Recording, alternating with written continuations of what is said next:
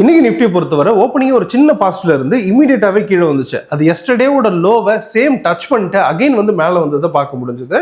ஒரு ஸ்ட்ரகிளோட மேலே வந்தாங்க. ஒரு கிளியரான ஒரு பாசிட்டிவ் மொமெண்டம் கொடுத்துருந்தாங்க. அப் டு 12 o'clock வரைக்கும் ஒரு பாசிட்டிவ் மொமெண்டம் கொடுத்து 25,660 வரை போயிட்டு அங்கிருந்து ஸ்ட்ரகிள் பண்ண ஆரம்பிச்சிட்டாங்க.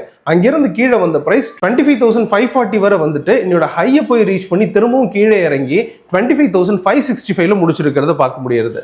இதை பொறுத்த வரைக்கும் நம்ம என்ன சொல்லியிருந்தோம்னா, இதோட பிரைஸ் அப்படிங்கிறது சின்னதா மேல போயிட்டு திரும்பவும் கீழே வர்றதுக்கான சான்ஸ் அப்படிங்கிறது அதிகமா இருக்கு. இந்த சப்ளை ஜோன் ஒன்னா இருக்கக்கூடிய 25,500 இதை பிரேக் பண்ணி சஸ்டெயின் ஆயிடுச்சுன்னா பிரைஸ் மேல போறதுக்கான சான்ஸ் அப்படிங்கிறது எடுக்கும். அது அப் டு வந்து பாத்தீங்கன்னா சப்ளை ஜோன் 2 இருக்கக்கூடிய 25,600 வரை போகலாம். பட் இது வந்து பாத்தீங்கன்னா ஒரு ரிஸ்கான ஏரியா. இதை டோட்டலா அவாய்ட் பண்ண வேண்டியது இருக்கும். இதை பிரேக் பண்ணாதான் ஸ்ட்ராங்கா மேல போக ஆரம்பிச்சிடும்.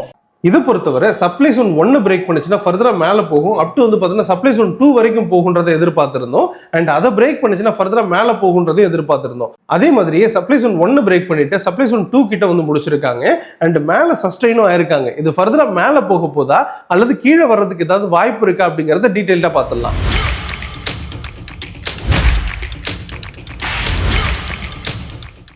நிஃப்டியோட டெக்னிக்கல் வியூ பொறுத்த வரைக்கும் இது மண்டே எப்படி இருக்கும் அப்படிங்கறத பார்த்துடலாம். அதுக்கு முன்னாடி இன்னைக்கு நீங்க எப்படி ட்ரேட் பண்ணீங்க, உங்களோட பொசிஷன் என்ன அப்படிங்கறத கமெண்ட் செக்ஷன்ல கமெண்ட் பண்ணுங்க. நிஃப்டியோட டெக்னிக்கல் வியூ பொறுத்த வரைக்கும் இப்ப இருக்கக்கூடிய கரண்ட் ஜோன் அப்படிங்கிறது மேல போறதுக்கான ஒரு சின்ன கன்ஃபர்மேஷன் கொடுத்துருக்குன்னு சொல்லலாம். அப்படி பார்க்கும்போது இந்த இடத்துல மண்டேவும் ஃபர்தர் கன்ஃபர்மேஷன் நம்ம பார்ப்போம். அப்படி பார்த்தோம்னா பிரைஸ் வந்து பார்த்தோம்னா உங்களுக்கு இந்த சப்ளை ஜோன் 1க்கு மேல, அதாவது 25,573 இதுக்கு மேல சஸ்டெயின் ஆச்சுன்னா பிரைஸ் மேல போறதுக்கான சான்ஸ் அப்படிங்கிறது இருக்கு. அது இமீடியட்டாவே உங்களுக்கு சப்ளை ஜோன் 2 இருக்கக்கூடிய 25,882 இந்த ரேஞ்ச் வரைக்கும் போகலாம். இந்த ஜோன் வந்தாலே பிரைஸ் கீழே வர்றதுக்கான சான்ஸ் அப்படிங்கிறது அதிகமா இருக்கு. அப்படிங்கிறதுனால இந்த இடத்துல கொஞ்சம் காஷனா இருக்கணும் அப்படிங்கறத புரிஞ்சுக்கலாம். இதை பிரேக் பண்ணுச்சுன்னா அடுத்த லெவலா இருக்கக்கூடிய இந்த சப்ளை ஜோன் 3 இருக்கக்கூடியது 26,000 வரைக்கும் போகும் அப்படிங்கிறது எக்ஸ்பெக்டேஷனா இருக்கு. ஒவ்வொரு இடத்துலயும் ரெசிஸ்டன்ஸ் அதிகமா இருக்குன்றதுனால கீழே வர்றதுக்கான வாய்ப்பு அப்படிங்கிறது புரிஞ்சுக்கலாம். எஸ்டர்டே பொறுத்த வரைக்கும் ஒரு பெரிய டவுன் அப்படின்னு சொல்லி புரிஞ்சுக்கலாம். இந்த பிரைஸ் அப்படிங்கிறது வந்து பார்த்தீங்கன்னா சின்னதா ரெக்கவரி அப்படிங்கிறது கொடுத்துருக்காங்க.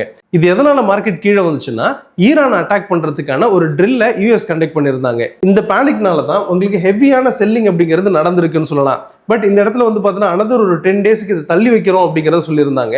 அதனால வந்து பார்த்தீங்கன்னா இன்னைக்கு மார்க்கெட்ல ஒரு சின்ன பாசிட்டிவ் மொமெண்டம் அப்படிங்கிறது வந்திருக்குன்னு சொல்லலாம். அப்படி பார்க்கும்போது வரக்கூடிய நாட்கள்ல இந்த வார பொறுத்து தான் வந்து பார்த்தீங்கன்னா ஃபர்தரா மார்க்கெட் மூவ் ஆகும் அப்படிங்கிறத புரிஞ்சுக்கலாம். இந்த இடத்துல இந்த ட்ரம்ப் அப்படிங்கிறத மார்க்கெட்டையே டைரக்ட் பண்றாரு அப்படிங்கிற அளவுக்கு மார்க்கெட் மூவ் ஆயிட்டு இருக்கு. ஏன்னா இதுக்கு முன்னாடி ட்ரம்போட டாரிஃப்னால மார்க்கெட் மேல போகல. இப்போ வந்து பார்த்தோன்னா யூஎஸோட த்ரெட்னால மார்க்கெட் மேல போக மாட்டேங்குது அப்படிங்கிறத புரிஞ்சுக்கலாம். அப்படி பார்க்கும்போது இந்த இடத்துல வந்து பார்த்தோன்னா உங்களுக்கு இந்த சப்ளை ஜோன் 1க்கு மேல இருக்கும்போது மேல போனாலுமே ஹையஸ்ட் ரெசிஸ்டன்ஸ் இருக்கு. இந்த 26,000 பிரேக் பண்ணவே மாட்டேங்குது அப்படிங்கிறத புரிஞ்சுக்கலாம். இப்படி பிரேக் பண்ணாம இருக்கிறது வந்து பார்த்தீங்கன்னா உங்களுக்கு டைரக்ஷன் டுவர்ட்ஸ் வந்து பார்த்தீங்கன்னா 24,000 வரை போகலாம் அப்படிங்கிற அந்த எக்ஸ்பெக்டேஷனும் இருக்கு. அதுக்கான நிறைய கன்ஃபர்மேஷன்ஸ் இருக்கு. அதெல்லாம் இன்னும் கொடுக்கல அப்படிங்கிறதையும் புரிஞ்சுக்கலாம்.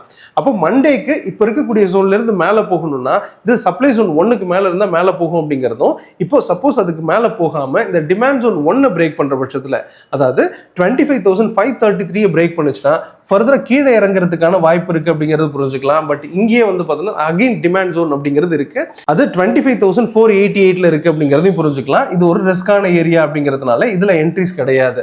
இதை பிரேக் பண்ணுச்சுன்னா ஃபர்தரா கீழே இறங்குறதுக்கான வாய்ப்பு இருக்கு. அது அப் டு வந்து பார்த்தீங்கன்னா டிமாண்ட் ஜோன் 3 இருக்கக்கூடிய 25,382 இந்த ரேஞ்ச் வரைக்கும் வரலாம். இதை பிரேக் பண்ணுச்சுன்னா ஃபர்தரா பெருசாவே கீழே வரும் அப்படிங்கிறது எக்ஸ்பெக்டேஷன். அப் டு வந்து பார்த்தீங்கன்னா 25,200 வரை வரும் அப்படிங்கிறது அனதர் எக்ஸ்பெக்டேஷனா இருக்கு.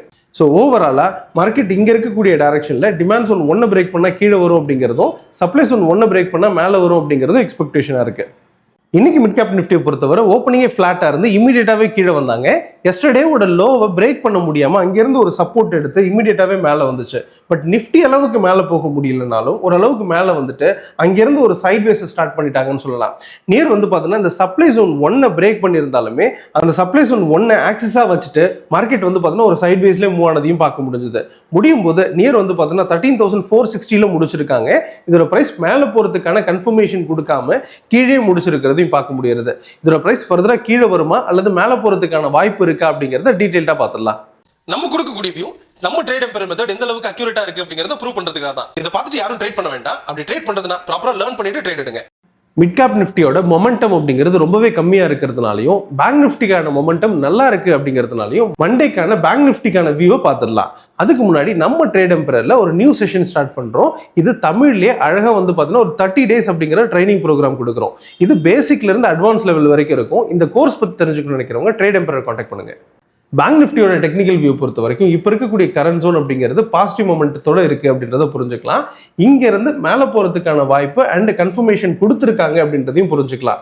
அப்படி பார்க்கும்போது இங்க இருந்துட்டு அரௌண்ட் வந்து பார்த்தீங்கன்னா இந்த டிமாண்ட் ஜோன் 1ல சப்போர்ட் எடுத்து, அதாவது 61,100ல சப்போர்ட் எடுத்து மேலே போறதுக்கான வாய்ப்பு இருக்கு. அது அப் டு வந்து பார்த்தீங்கன்னா ரெசிஸ்டன்ஸ் 1ஆ இருக்கக்கூடிய 61,483 இந்த ரேஞ்ச் வரைக்கும் போகுன்றது எக்ஸ்பெக்டேஷன். அதையும் பிரேக் பண்ணுச்சுன்னா அடுத்த லெவலா இருக்கக்கூடிய 62,071 வரைக்கும் போகலாம். இது வந்து பார்த்தீங்கன்னா வித்தின் ஒரு 2 daysல போறதுக்கான வாய்ப்பு இருக்கு. ஸோ இமீடியட்டா அந்த ரெசிஸ்டன்ஸ் 1 வரைக்கும் போகுன்றதை புரிஞ்சுக்கலாம். சப்போஸ் இந்த பிரைஸ் இந்த டிமாண்ட் ஜோன் 1ஆ இருக்கக்கூடிய 61,100 பிரேக் பண்ணுச்சுன்னா ஃபர்தரா கீழே இறங்கும் அப்படிங்கறத புரிஞ்சுக்கலாம். இது வந்து பார்த்தீங்கன்னா கொஞ்சம் ரிஸ்கான ஏரியா அப்படிங்கறத புரிஞ்சுக்கலாம். அது இமீடியட்டா அந்த டிமாண்ட் ஜோன் 2ஆ இருக்கக்கூடிய 60,961 இந்த ரேஞ்சில் போயிட்டு கொஞ்சம் ஸ்ட்ரகிள் பண்றதுக்கான வாய்ப்பு இருக்கு. இதை பிரேக் பண்ணுச்சுன்னா ஸ்ட்ராங்கா கீழே வரும் அப்படிங்கறத புரிஞ்சுக்கலாம். அப் டு வந்து பார்த்தீங்கன்னா 60,600 வரை வரும்.